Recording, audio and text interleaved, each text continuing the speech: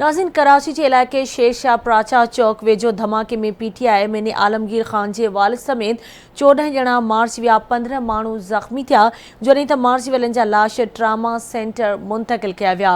उन हवाले से वीडियो लिंक ते मौजूद है नजीब नायक। जी नजीब, कहिड़ा तफ़सील आहिनि? जी, ट्रामा सेंटर ते जेके ज़ख़्मी आहिनि उन्हनि खे पहुचायो वियो आहे ऐं हिते कुछ देर पहिरियां सूबाई वज़ीर अज़रा पेचवो हुन मीडिया सां ॻाल्हि ॿोल कंदे चयो त 14 माण्हू हिन जेको बम ब्लास्ट आहे उनमें फौत थी विया आहिनि, जिन्हनि जूं डेड बॉडीज़ जेको आहिनि 13 माण्हुनि जूं उहे ट्रामा सेंटर में मौजूदु आहिनि, जॾहिं त हिकु डेड बॉडी जेको आहे उहा ॿी अस्पताल में मौजूदु आहे।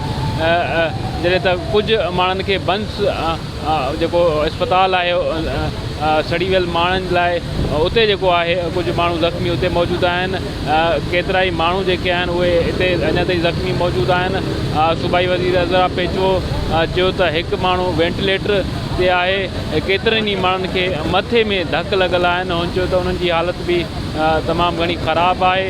हुन चयो त अस्पताल इंतिज़ामिया बहितर परफॉर्म करे पई ऐं उमेदु आहे त कुझु माण्हू जेके ज़ख़्मी आहिनि उन्हनि खे रिकवर कयो वेंदो। हुन अफ़सोस जो इज़हार कयो त वाक़ियो तमामु जेको आहे वॾो हो। हिते DIG साउथ, उनखां अलावा SSP साउथ बि पहुता आहिनि ऐं उहे जेको आहे हिते सिक्योरिटी जे हवाले सां इंतिज़ाम ॾिसनि पिया, जॾहिं त ज़ख़्मियुनि जा वारिस हिते मौजूदु आहिनि जेके ज़ोरो क़तार रोई रहिया आहिनि।